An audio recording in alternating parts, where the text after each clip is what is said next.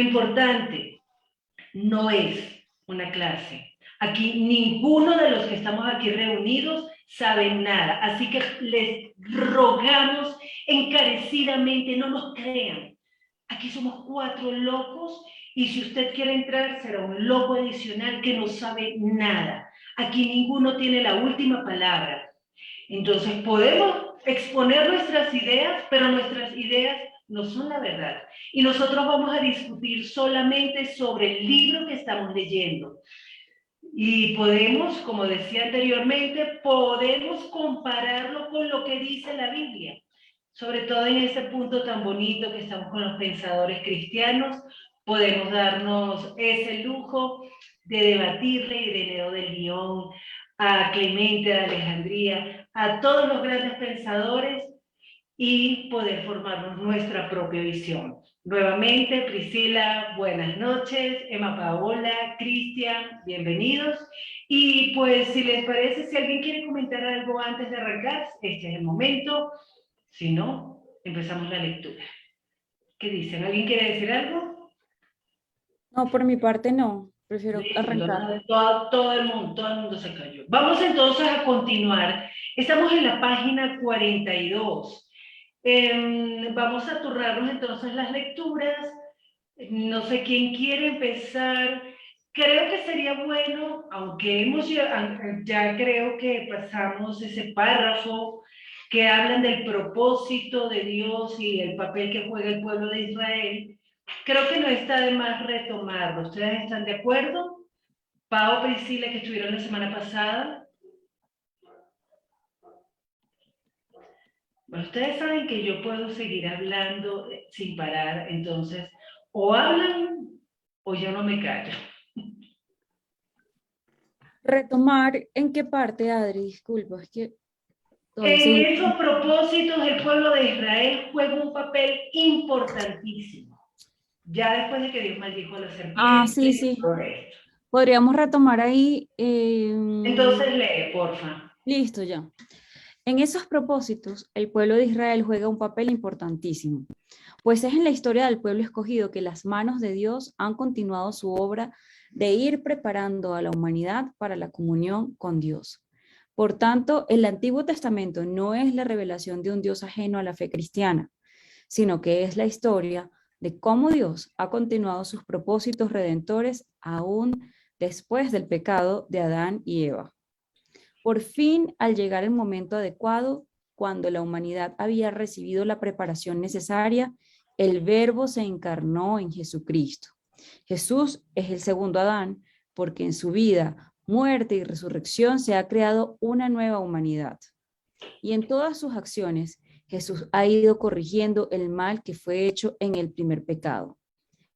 Pero más que eso, Jesús ha derrotado al maligno y nos ha hecho posible vivir en una nueva libertad. Quienes están unidos a Él mediante el bautismo, la fe y la comunión participan de su victoria. Jesucristo es literalmente la cabeza de la iglesia, que es su cuerpo. El cuerpo se nutre mediante la adoración, particularmente la Eucaristía, y de tal modo está unido a la cabeza que ya va recibiendo los beneficios de la victoria de Cristo. En su resurrección ha comenzado la resurrección final, de la que todos los que forman parte de su cuerpo serán partícipes. Gracias, Pris. ¿Te parece importante comentar algo aquí? Sí, lo que pasa es que todavía lo estoy digiriendo. Pero yo no sé si es Ireneo, otra vez, el problema con la historia del cristianismo narrado desde un autor que está narrando otro es que a veces no sé con quién estoy peleando, si con Justo o con Ireneo, pero como digo la vez pasada, esto me ayuda como que a querer leer realmente Ireneo. Pero dice Justo que Ireneo dijo que el Antiguo Testamento no es la revelación de un Dios ajeno a la fe cristiana, sino que es la historia de cómo Dios ha continuado sus propósitos redentores aún después del pecado de Adán y Eva. Eso lo discutimos bastante la vez pasada. Yo estoy de acuerdo en que no es que el Antiguo Testamento es como un Dios distinto al que se nos revela en el Nuevo Testamento, sino es una línea de tiempo en donde Dios nos advierte con anticipación que va a enviar al Mesías, que va a enviarlo, que va a enviar a través de los profetas. Entonces, para mí tiene toda una continuidad. Lo único que a mí me hace ruido de lo que hemos leído acá es, dice que es cuando la humanidad ha recibido la preparación necesaria que el Verbo se encargó en Jesucristo, que es ese segundo Adán, y que con sus acciones, con cada una de sus acciones, eso fue lo que me llamó la atención, ¿dónde está? Que con cada una de sus acciones, Él ha ido corrigiendo el mal que fue hecho en el primer pecado. Es como si Él, con cada cosa que hizo, fue corrigiendo el pecado. A mí eso no me cuadra. O sea, a mí lo que me cuadra es que Él, lo que yo entiendo de las escrituras es que Él, esas pequeñas acciones eran el cumplimiento de esas profecías del Antiguo Testamento para que nosotros nos diéramos cuenta que Él era Mesías, pero Él corrigió definitivamente, Él venció el mal, Él nos dio la oportunidad de redimirnos de ese pecado fue con la resurrección. O sea, ni siquiera con la muerte, muerte y resurrección. Entonces, eso de con sus pequeñas acciones iba corrigiendo, como que no, o sea, está muy lindo pues, pero a mí eso no me cuadra. No sé qué opinan ustedes. ¿Vale? Interesante ese punto. ¿Alguien quiere comentar algo sobre eso que está diciendo Priscila? ¿Qué dice Cris? Sí, me parece que un punto bien importante y es bueno que se haya hecho ese alto porque no cuaja.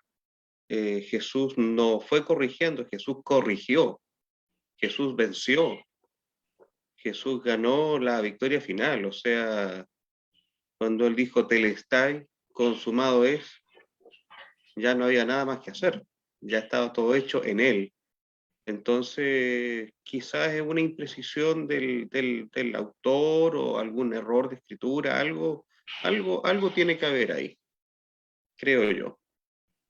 Ok, gracias, Cris. Pau, ¿tú tienes alguna opinión en este punto? ¿No? Paola. Yo sí estoy de acuerdo con Irene. Totalmente de acuerdo. Yo sí creo que fueron las pequeñas acciones de Jesús. Cada acción, cada cosa que él hizo fue tan importante y sin embargo en el capítulo 20, versículos 30 y 31 del Evangelio de Juan, él dice que Jesús hizo muchas otras cosas en presencia de sus discípulos, pero estas se han escrito para que crean que Jesús es el Cristo, el Hijo del Dios viviente. Cada cosa, cada acción, cada hecho, cada obra, cada resurrección, milagro, sanación, todo lo que hizo Jesús fue hecho y fue relatado en la Biblia para que creyéramos que Él es el Cristo. Entonces, si Él no hubiese hecho eso, pues imposible creer que en cada acción Él estaba mostrando que era el Cristo. Jesús no vino a imponerse, Él vino humilde, incluso Juan el Bautista era más rockstar que Jesús cuando comenzó. Juan el Bautista terminó preso y Jesús pudo tener la credibilidad que tuvo por cada acción que llevó a cabo. Entonces sí creo que fue un proceso, no fue de golpe. Dice, en todas sus acciones, en su muerte, en su vida, muerte y resurrección, se ha creado una nueva humanidad. Y en todas sus acciones Jesús ha ido corrigiendo el mal que fue hecho. Porque, sí, Él creó una nueva humanidad.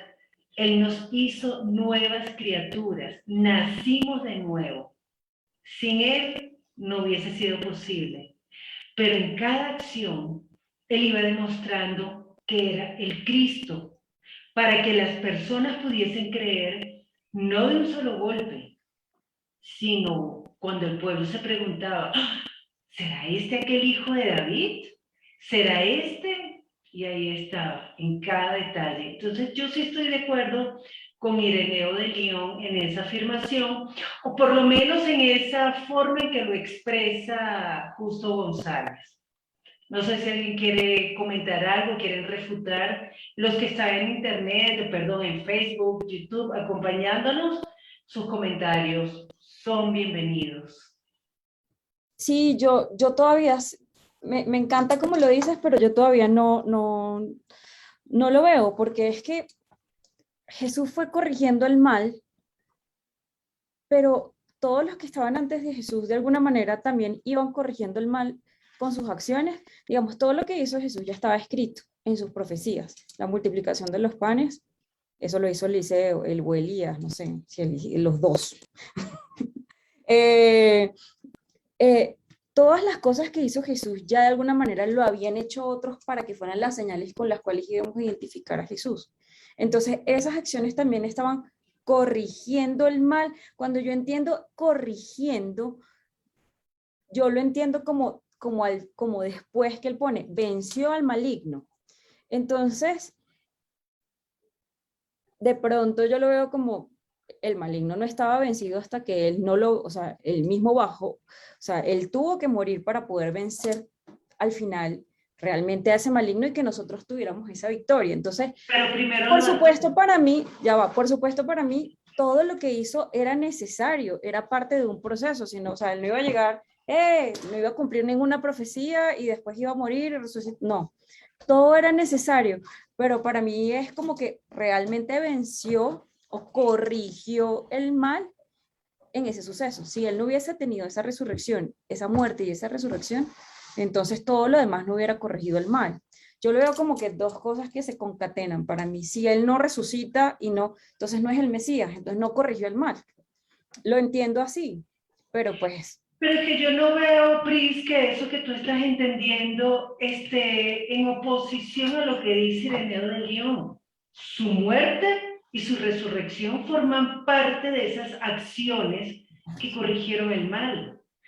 Tanto como he aquí, tu rey viene humilde en un burrito. Tanto como que él nació en un pesebre, no sé, yo creo que todas las acciones desde su nacimiento, desde su encarnación hasta su resurrección, todo fue corrigiendo al mal. Y lo que quería decirte, antes de él vencer al enemigo lo ató. Lo dice cuando lo acusan de que él está echando fuera demonios por el poder de Belcebú. Él dice, Satanás no puede echar fuera a Satanás, porque si no, ¿cómo prevalecería su reino? Y luego dice, nadie puede entrar a la casa del hombre fuerte si primero no lo ata. Él ató a Satanás. Y luego sí, con la muerte y la resurrección, vencido. Pero primero lo ató. Entonces yo sí creo que es cada acción, cada cosa que él hizo. Pero nuevamente son opiniones válidas todas y podemos ir eventualmente en la medida que vamos leyendo más historia del cristianismo o vamos leyendo más la Biblia, nos podemos dar cuenta, oiga, si Ireneo tenía razón, o definitivamente eso es una locura. Entonces, seguimos. ¿Alguien tiene algo más que comentar de este párrafo? ¿No? ¿Nadie? ¿Pablo tampoco? Ok, pues a mí me parece hermoso que Ireneo haga esta exposición para la iglesia del siglo segundo, que dice Jesucristo es literalmente la cabeza de la iglesia, que es su cuerpo.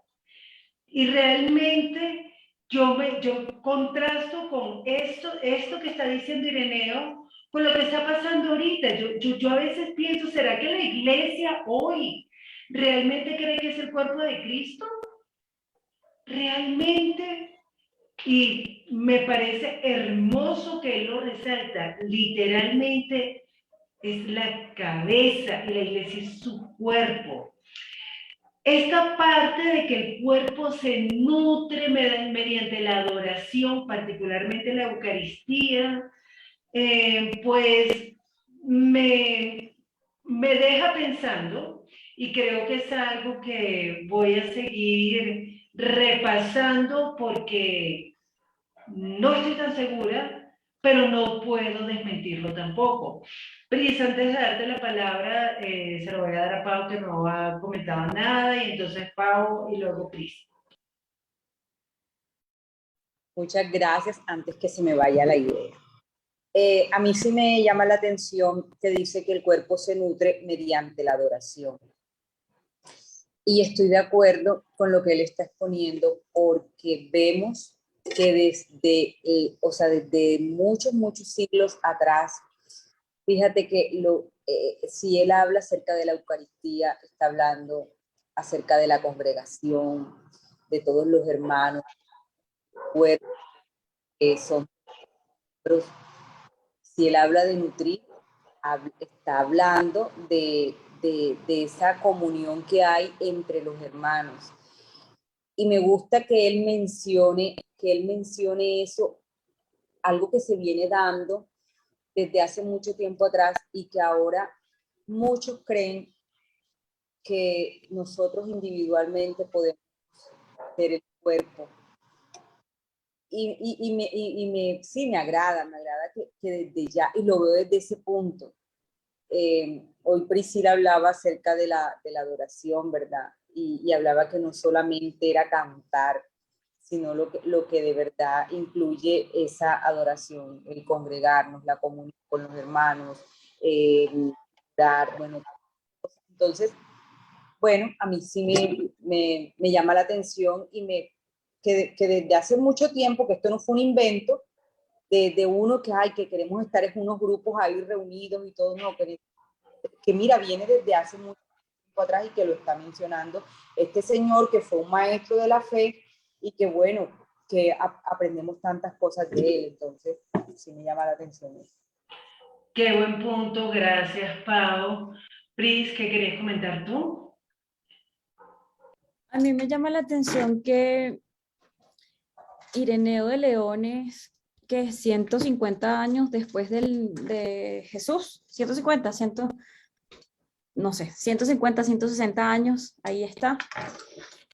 Y más allá de esas minucias que uno se pone aquí a debatir, él está exponiendo la fe con un respeto hacia las bases, hacia los fundamentos del cristianismo, hacia los fundamentos del evangelio. Él no le está metiendo ahí un poco de cosas que declare, que diga, que repita, que no sé qué, o inventándose él una cosa por aparte.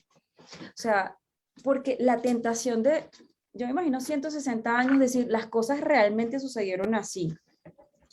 O estás muy cerquita, o yo he escuchado, o sea, estás tan cerca del tiempo, del momento en el que Jesucristo hizo su obra, que tú podrías de alguna manera meterle un poquito ahí como de lo tuyo, y las cosas están recientes, esto es una nueva tendencia, una nueva moda, yo le voy a meter ahí mi sazón. Y él no lo hizo, o sea, lo que yo estoy leyendo de Ireneo, más allá de los apuntes chiquitos en los que siento que no, es fiel a lo que dicen los evangelios. Entonces veo con confianza cómo ese evangelio fue defendido por estos padres de la iglesia, les dicen, ¿no? Y a lo que se ha deformado hoy de alguna manera, o lo que yo considero, bajo mi punto de vista subjetivo, que se ha deformado. O sea, todo ese trayecto, todos los años que han pasado, ellos no se pusieron a inventar cosas nuevas, ¿para qué? El evangelio es lo suficientemente rico para exponerlo como es. Entonces, eso me conmueve, porque el evangelio fue llegando a esos sitios en donde estaba, por ejemplo, Ireneo, y fue llegando de una forma muy fiel, según lo que yo veo de sus cartas. Entonces, eso lo admiro. Gracias, Pris, y no podemos olvidar que el trabajo de Ireneo y de estos pensadores cristianos fue producto de lo que estaba pasando con estas doctrinas que estaban surgiendo, que estaban inventando. Eso que Ireneo se cuidaba de no hacer era precisamente lo que estaban haciendo los marcionitas y los gnósticos. Cris, cuéntanos, ¿qué querías decirnos? Quiero hilar un poquito fino. Bueno, yo entiendo la Eucaristía como la cena del Señor. Es la palabra griega, significa acción de gracias. Eso es la Eucaristía. Y bueno, creo que entre más temprano el cristianismo, la historia de la iglesia, la cena del Señor se practicaba con más regularidad. Por ejemplo, en Hechos 2, 42 dice sobre los primeros cristianos, y perseveraban en la doctrina de los apóstoles, en la comunión unos con otros, en el partimiento del pan y en las oraciones. El partimiento del pan era la Eucaristía. Con el paso de los años ya ahí estábamos hablando, como lo decía Pris, del posiblemente 150, 160 DC, al partimiento del pan o a la cena del Señor ya se le comenzó a llamar la Eucaristía. Y era pilar fundamental del culto cristiano en los primeros siglos. Lamentablemente se fue deformando con la irrupción de Roma y al final pasamos a otra teología, pero ya ese es otro tema. Pero sí era muy importante para los primeros cristianos la reunión con el partimiento del pan incluido, con la Eucaristía. Y se practicaba con mucha regularidad. Vale, gracias, Cris. Muy importante. Entonces, sí, la iglesia definitivamente, que es el cuerpo, se va nutriendo y dice Ireneo de León, particularmente la Eucaristía, punto bien interesante. No sé si quién quiere leer los dos siguientes párrafos. ¿Quién nos hace los honores? Pau o Cris. Dejen de ser tan rogados y alguien que lea para optimizar el tiempo. Yo leo. Listo. Los dos párrafos que quedan ahí. Ya. Cuando llegue la consumación final y el reino de Dios se establezca, esto no querrá decir que la tarea de Dios como pastor habrá terminado. Al contrario, la humanidad redimida continuará creciendo en comunión con Dios y el proceso de divinización continuará por toda la eternidad, llevándonos siempre más cerca de Dios. En resumen, la teología de Ireneo consiste en una grandiosa y amplísima visión de la historia, de tal modo que los propósitos de Dios van cumpliéndose a través de ella. En esa historia, el punto central es la encarnación de Jesucristo, no sencillamente porque Él haya venido a enderezar la torcida carrera de la humanidad, sino también y sobre todo porque desde el mismo momento de la creación, ya Dios proyectaba la encarnación como punto culminante de su obra. El propósito de Dios es unirse al ser humano, y esto ha ocurrido en Jesucristo de un modo inigualable. Ok, gracias, Cris. ¿Algún comentario en este punto? ¿Alguien quiere decir algo de estos párrafos? Yo puedo decir ¿Cómo algo se...?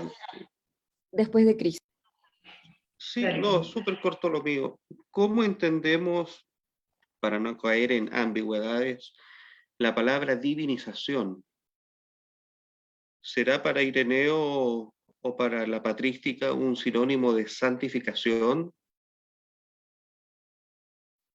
No creo, porque la santificación, según la Biblia, se hace aquí. Yo no sé, esa parte de la divinización, yo creo que lo está hablando como un proceso de que seremos cada vez más parecidos a Dios, y lo intuyo por lo que ya comentó Justo González, que decía Ireneo al principio, que la humanidad va a ir siendo, uso otra palabra, pero creo que llegamos a la conclusión que va a ir siendo perfeccionada, y lo dice Pablo, hasta alcanzar la estatura perfecta, hasta alcanzar la estatura del varón perfecto que es Cristo. Entonces, no sé si a eso se referirá con divinización, no me parece alocado, Me pero llamó un poco la atención, porque para la iglesia ortodoxa oriental, en todas sus variantes, la iglesia siríaca, la armenia, la rusa, la salvación es un proceso de divinización.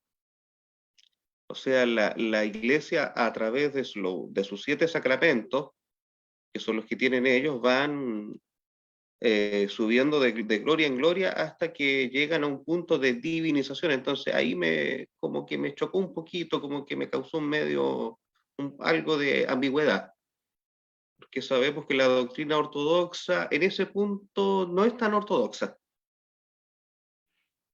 Bueno, Cris, hay algo que te voy a comentar.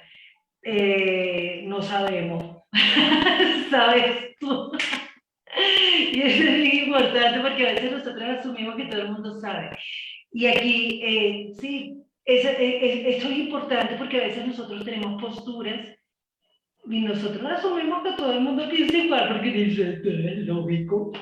Pero sí, es chistoso porque yo creo que a todos nos ha pasado la palabra obvio, pero es interesante ese punto. ¿Qué significa divinización para Ireneo? En la Biblia hablan de divinización del ser humano, no sé, no lo recuerdo, no me suena, pero una vez más, es ahorita que no me suena, de repente, ay, después me acuerdo, sí, claro, en tal carta hablan de eso. Pero es un punto interesante de entender, pensar, porque Irene hablaba de divinización, ¿qué será eso de la divinización? Entonces, punto bien interesante, gracias, Cris. No sé si quieres comentar algo más. Bueno, yo creo que sería bueno dialogar con teólogos ortodoxos para que nos expliquen No, muy bien su postura. Creo que el diálogo es importante. no, claro, por supuesto, el diálogo y el respeto a las formas en que cada persona vive su fe, eso es fundamental. Y gracias por traer a colación esto, porque si algo hemos aprendido de la historia del cristianismo es que hay muchas formas de ser cristianos y todas son válidas. Entonces, el diálogo, el respeto son fundamentales, no solamente en este grupo, debería ser en toda la iglesia. Gracias, Cris. Priscila, ¿qué querías contarnos? Que a partir de ese comentario de Cris,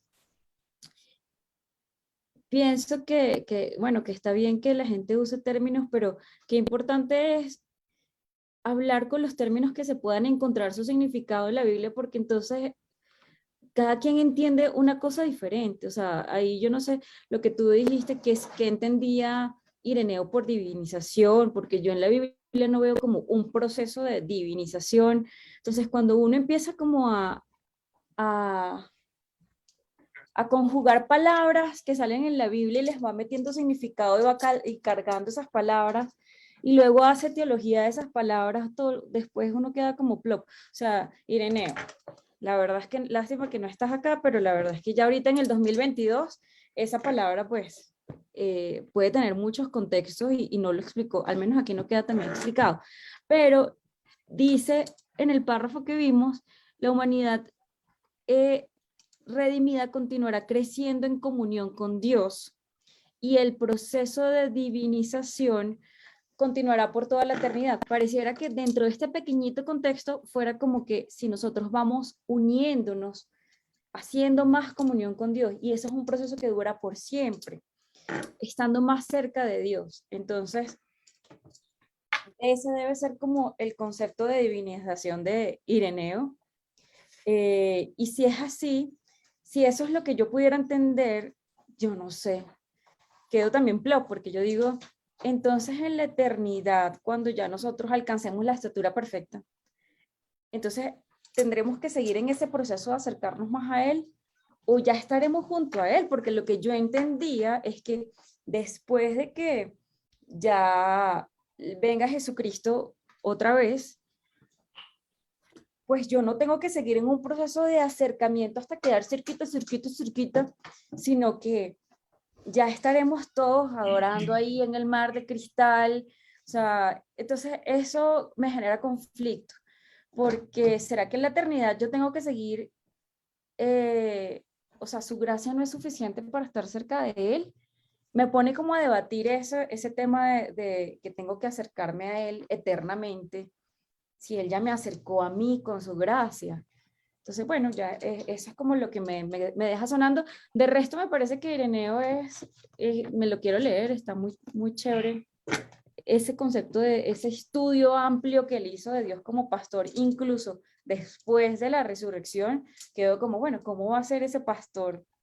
Porque ahorita yo entiendo el concepto de pastor. Hay ovejas descarriadas, todo que necesitan que le curen la patica, que le den comidita, que no sé qué. Pero ¿cómo va a ser ese proceso de pastor? Ya después, me picó la lengua porque no lo explica acá, pero sí está diciendo justo que Ireneo dice que va a ser pastor incluso ya después. ¿Nos va a guiar hacia qué? Entonces quedo como con esas curiosidades. Vale, gracias, Pris. Pau, ¿tú quieres comentar algo?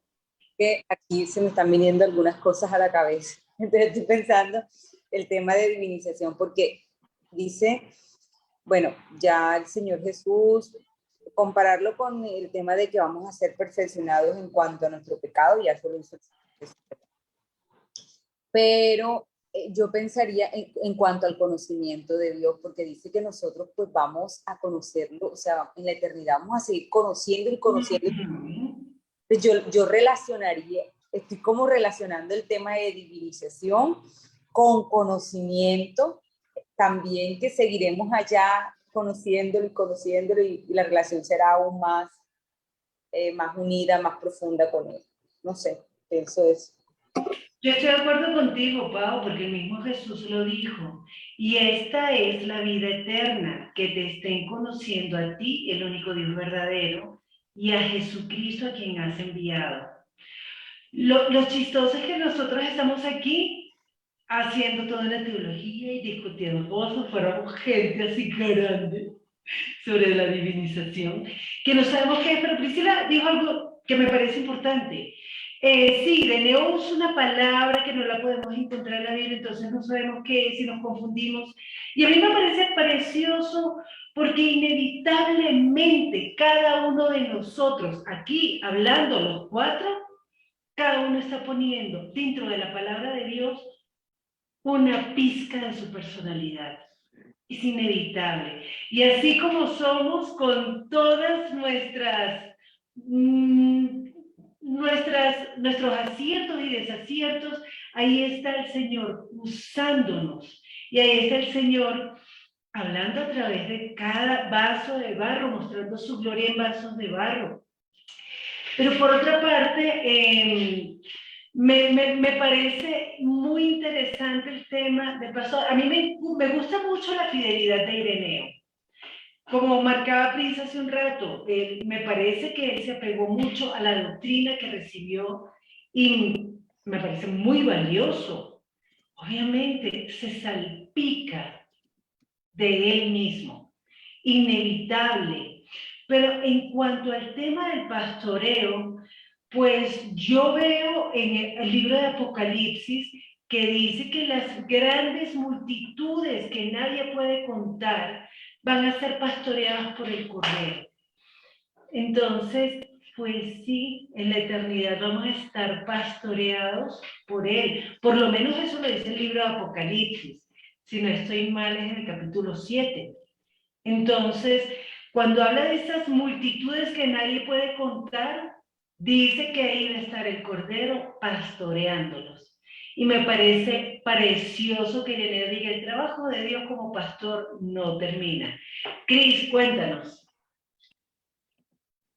Creo y sostengo en definitiva que todos esos términos y todas esas conclusiones de Ireneo eran parte de su sana especulación teológica, de su gran cabezota teológica que se destacó por allá por fines del siglo II. Entonces no hay nada que reprocharle, sino investigar qué quiso decir. No, y además que me gusta mucho porque Ireneo no se puso, no es que se ve que leyó, se ve que leyó unas cuantas veces la Biblia, porque las cosas que él está diciendo son muy bíblicas. El punto central es la encarnación de Jesucristo, claro, claro que sí. Y además dice que ya desde el mismo, bueno, dice que desde el mismo momento de la creación, ya Dios proyectaba la encarnación como punto culminante de su obra. En realidad Pedro dice que antes de la fundación del mundo. Pero es hermoso realmente ver que Ireneo fue un tipo que estudió la palabra, la meditó, guardó la doctrina en la que fue formado y fue formado en una doctrina bastante apegada a la escritura. Por supuesto, inevitable. Si a Pablo se le salen las cartas su personalidad, cuando dice, invítenme a mí, y uno piensa, no, Pablo, no seas loco, Pablo, retráctate.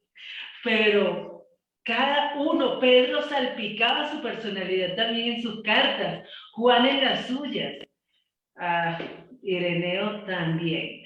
Pris, cuéntanos. Sí, de acuerdo, ¿no? Ireneo lo hizo muy bien, pero la cosa es que yo ahorita comparo algunas obras que yo leo y ese punto el punto central es la encarnación de Jesús. No sé desde qué momento dejó de ser el punto central. Y entonces uno ve obras o lee libros de ahora y el punto central es el hombre y es la humanidad. Entonces, qué difícil es para el hombre no querer hacerse protagonista de la historia y entender que el punto central, que todo fue hecho por él y para él, que el punto central es Jesús. Es difícil, ¿no? Bastante, pero Ireneo hizo una obra en donde el punto central es Jesús antes, durante e incluso ya después en la eternidad, y eso es muy bonito, es completamente bíblico, tal cual. Gracias, Pris, estoy de acuerdo. No sé si alguien quiere comentar para cerrar ya Ireneo y entrar en mi amigo Clement, porque a mí me gusta mucho Clement. ¿Alguien quiere comentar algo más sobre Ireneo de León? Hay que entender también que cada autor o pensador cristiano era preso de su época, de su paradigma. Entonces, quizá había elementos a su alrededor que lo hicieron pensar o escribir de tal forma. Eso habría que investigarlo dentro de sus propias obras o dentro de lo que otros escribieron acerca de él, como este mismo libro, es cosa de lectura. Por ejemplo, el otro día un autor bautista acusaba a Martín Lutero de asesino y de otras cosas más, sin entender que Lutero estaba preso de su paradigma, estaba en una época, vivía en un mundo recién saliendo de la Edad Media, entonces cometieron errores y más allá de errores, esto es una sana especulación teológica y tenía todo el derecho a hacerlo. Gracias, Cris. Y también no podemos dejar de lado el hecho de que se pierde mucho en las traducciones. Ireneo de León no escribió en español. Y a veces las traducciones, tal vez a alguien se le ocurrió, aquí quedaría divino, divinización. Y resulta que nos hizo perder a todos. Entonces, bueno, vamos a continuar y vamos a hablar ahora de Clemente de Alejandría. Pau, porfa, ¿tú puedes leer el primer párrafo? Sí. Dice, muy distintos son los intereses y la teología de Clemente de Alejandría. Al parecer, Clemente era natural de Atenas, la ciudad que durante siglos había sido famosa por su filósofo. Sus padres eran paganos, pero el joven se convirtió de algún modo que desconocemos y se lanzó entonces en búsqueda de quien pudiese enseñarle más acerca del cristianismo. Tras viajar por buena parte del Mediterráneo, encontró en Alejandría un maestro que le satisfizo. ¿Sí? ¿Satisfizo? ¿Así? Sí, señora. Este maestro era Panteno, de quien es poco lo que sabemos, pero en todo caso, Clemente permaneció en Alejandría y sucedió a Panteno a la muerte de su maestro. En el año 202, a causa de la persecución de Séptimo Severo, a la que hemos de referirnos en el próximo capítulo, Clemente se vio obligado a abandonar Alejandría y anduvo por varias regiones del Mediterráneo oriental, particularmente Siria y Asia Menor, hasta su muerte, que tuvo lugar alrededor del año 215. ¿Sigo? Sí, si quieres, no sé, si quieres parar aquí, y si tienes algún comentario, si alguien tiene algún comentario en esta porción que ha leído Pau.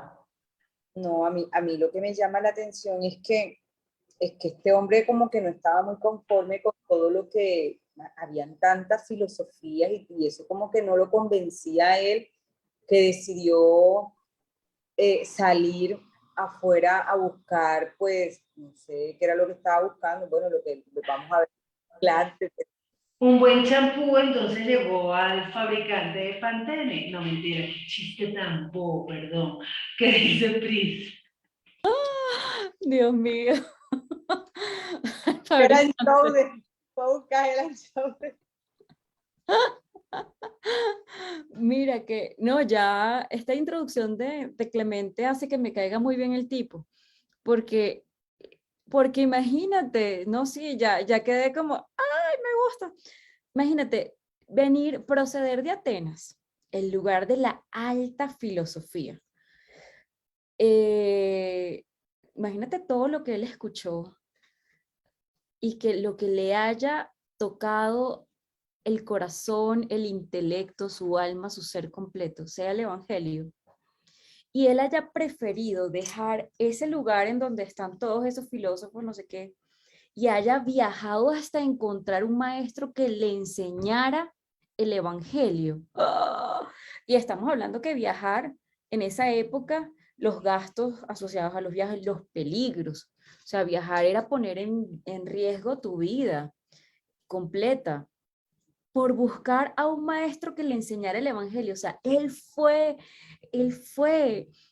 y mejor dicho, o sea, ya con esa introducción yo quedé, uy, no, este tipo, yo necesito leerlo porque ese hambre de conocer qué es más alto de lo que él ha escuchado de los griegos, de esa filosofía, de todo eso, y decir, es el cristiano, o sea, es el evangelio lo que yo quiero ir a buscar, yo necesito escuchar ese evangelio. Wow, ya quedé como súper enganchada con Clemente. Yo sé, parece como cosita. Pau y luego Cris. Además, hay algo que también me llama la atención ahorita, que no lo dije, y es que él era muy joven, porque está mencionando acá que cuando él se interesó era joven, y por lo general uno siempre está relacionando como que las personas viejitas son las que se interesan, sí, de verdad, después de que se han conocido, como yo siempre me he imaginado que el viejito, y lo relaciona así, pero no, él era muy joven y se interesó por el cristianismo, a pesar de que tenía tantas doctrinas a su alrededor y muy alto nivel, porque no era cualquiera. Sí, importante ese punto, la juventud de Clemente. Cris, cuéntanos qué querías decir. Bueno, hay que entender y saber que Alejandría no era menor que Atenas. Alejandría era un gran centro del saber, tenía la biblioteca más grande del mundo conocido en aquel entonces, era una ciudad súper comercial, tanto o más que Atenas incluso. Por lo tanto, podría, podría sacar algunas, ¿cómo es la palabra? Podría sacar alguna, ay, la palabra se me fue. A algunas conjeturas de que este joven pasó de una ciudad de sabios a otra. Pero lo que más me llama la atención es que por los problemas que hubo también en Alejandría tuvo que irse al exilio. Y creo que en cada lugar donde estuvo, de algo se embutió, algo aprendió, algo conoció, y eso finalmente fue forjando su teología final, pues, su doctrina final. Y eso lo vamos a ir descubriendo. Ok, gracias Cris por ese aporte. Yo le quiero marcar algo. Por muy genial que haya sido Alejandría la razón por la cual Clemente, hijo de paganos, el joven Clemente viaja a Alejandría no fue por la biblioteca, fue porque estaba buscando quien le enseñara del cristianismo. Ese es el leitmotiv que hay allí, que lo mueve, que me mueve a querer saber más, que me mueve, ¿para dónde tengo que ir? Pues él se va. Qué chévere que fue Alejandría, ¿no? Y que no fue, no sé, Bogotá o Chile, pero ¿qué dice Cris? Me faltó precisar ahí. Porque tú estás como Eh, gatito de restaurante chino claro, haciendo. ahí. Bueno, bueno, con lo gordito que estoy, parezco ya. Eh, bueno, me faltó precisar ahí que aparte de la biblioteca pagana, ya Alejandría para esa época tenía lo que hoy conocemos como los seminarios teológicos. Ya había escuelas de formación para los presbíteros y obispos de esa época. Ok, gracias, Cris. Entonces, avancemos porque todavía nos quedan 9 minutos. Sigue contándonos Justo González. Alejandría, donde Clemente recibió su formación teológica y donde primero ejerció su magisterio, era el centro donde se daban cita todas las diversas doctrinas que circulaban en esa época. Y era también, por tanto, el centro de la fiebre sincretista que hemos mencionado en repetidas ocasiones. Acerca de esto tenemos un testimonio interesantísimo en lo que el emperador Adriano le escribe a su cuñado, el cónsul Serviano, acerca del Egipto, cuya capital era Alejandría. Esto me encanta. Me encanta porque es que la gente es tóxica. Queridísimo Serviano, el Egipto que tanto me alabas me parece ser ligero, vacilante y mariposeador entre los rumores de cada momento. Los que adoran a Serapis son cristianos y los que se dan el título de obispos de Cristo son devotos de Serapis. No hay jefe de la sinagoga de los judíos, ni samaritano, ni presbítero cristiano, que no sea también numerólogo, adivino y saltimbanqui. Son gente altamente sediciosa, vana e injuriosa, y su ciudad es opulenta, rica, fecunda. En ella nadie está ocioso. Unos soplan en vidrio, otros fabrican papel y todos parecen ser tejedores de lino o tener algún oficio. Tienen trabajo los gotosos, los mutilados, los ciegos y hasta los inválidos. El único Dios de todos ellos es el dinero, a quien adoran los cristianos, los judíos y toda clase de gente. Hacía más tóxico el tipo, ¿no? O sea, ¿qué quería comentarnos, Cris? No, nada, se me quedó la mano levantada, pero me hizo acordarme de Lutero cuando visitó Roma, cuando dijo que era un nido de meretrices. Salió Okay. espantado de Roma. O cuando Calvino llegó a Ginebra. Ginebra era una ciudad llena de inmoralidad sexual, había una ley que prohibía tener más de un amante cuando él llegó. Los curas tenían todos concubinas en esa época y Ginebra estaba también plagada de enfermedades transmitidas por Pero ratones. ahorita vamos a tratar de centrarnos en Sí, esto que acabamos de leer. Yo sé que que es lo que quiero difícil el decir, ejercicio de no salirnos, como no, dice Serviano, lo saltar que quiero mariposa de decir, corrida. lo que quiero decir es que me transporté a eso. Lo que quiero decir es sobre el texto ahora, que es lo que iba a decir ahora, es que Clemente llegó a una ciudad llena de pecado. Se dio cuenta de su realidad, hizo un estudio de su área y desde ahí comenzó su ministerio. Ok, vamos A a eso quería llegar. centrarnos en algo. El emperador Adriano le está escribiendo esta carta a Serviano. No es que esto no lo dice Clemente, esto lo dice Adriano Serviano acerca de Alejandría. Y es una opinión bien tóxica, es una opinión además que tiene algún propósito. Pris, ¿qué querías contarnos tú?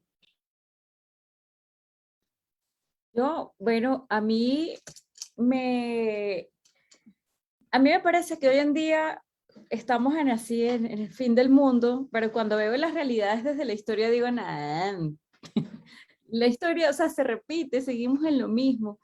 Y me llama la atención ese sincretismo que él dice, o sea, la gente ahí está mezclando cristianismo con lo mágico, con el dios, los dioses de los egipcios, o sea, lo mismo que las mismas tentaciones del pueblo de Israel cuando sacaron y pusieron el becerro, y ahora quién adoramos, y les dice, el dios de ellos es el dinero. Y cuando yo veo esa radiografía de esa época de Clemente y veo la radiografía de ahorita, declare que el carro es suyo y declare que la casa es suya, como si eso fuera la panacea del cristianismo, yo digo, ¡ay! Estamos en lo mismo, y ha transcurrido tanto tiempo y no aprendemos, no nos vemos reflejados en ese espejo del pueblo de Israel que quedó registrado en el Antiguo Testamento. Ahora vemos a los padres de la fe hablando de lo mismo y denunciando lo mismo, y hoy en día seguimos en lo mismo. Entonces, me impresiona, no debería impresionarme, pero me impresiona porque también veo hoy en día pues cristianos leyéndose el café, cristianos leyendo el horóscopo, mira, tú eres Virgo y dice que aquí te va, si te pones el no sé qué amarillo, entonces te va a salir un trabajo hoy y no sé qué, y era lo mismo en esa época. ¿Por qué no nos basta con Jesucristo? Porque Jesucristo no es suficiente. O sea, el hombre y el corazón del hombre es lo que yo veo que sigue igual. La esposa de Jesucristo sigue igual. Y yo pensaba, cuando uno se mete mucho como en la realidad de ahorita, uno dice, no, no, no, esta es la peor época, pero uno ve lo que está criticando Clemente y uno dice, no, o sea, estamos en la misma. Pilas, one more time. Esto no lo dice Clemente, esto lo dice el emperador Adriano a su cuñis Serviano, entonces el cónsul de Egipto. Entonces, no lo dice Clemente. Esto es como para mostrarnos qué era lo que Gracias. estaba viendo una autoridad como el emperador de la ciudad a la cual está llegando Clemente. Pau, ¿tú querías decir algo o estabas haciendo la finta? Pues lo que yo veo es que lo que nos están describiendo de cómo eran esas ciudades tan sincretistas, tanto de donde este salió a la que llegó, ¿verdad? De Atenas hacia Alejandría, y más sin embargo me impacta que mira él, o sea, cómo estuvo en el cristianismo que no se mezcló en todas esas cosas, entonces yo creo que todavía tenemos como esperanza. Total, claro que tenemos esperanza. Y sí me parece bien interesante qué era Alejandría, cómo, incluso cómo la veían los mismos paganos. Y era una ciudad complicadita, lo que está marcando Pau. O sea, realmente, a pesar de lo complejo que puede ser el entorno, si nosotros estamos firmes en nuestra fe, pues de allí nadie nos va a mover. Ya son las 7:58, casi 7:59. Creo que nos toca parar aquí, pero la próxima semana vamos a seguir en la página 43, pues viendo, analizando, discutiendo la obra de Clemente de Alejandría y su aporte a nuestra historia, a la historia que tiene que ver con cada uno de nosotros y que cada uno de nosotros también está escribiendo en el entorno donde está. Gracias a todos por acompañarnos. Priscila, gracias. Cris, Emma Paola. Nos vemos el próximo lunes. Todos invitadísimos a unirse aquí a la discusión en nuestro club de lectura de Historia del Cristianismo. Un abrazo muy grande para todos. Chao.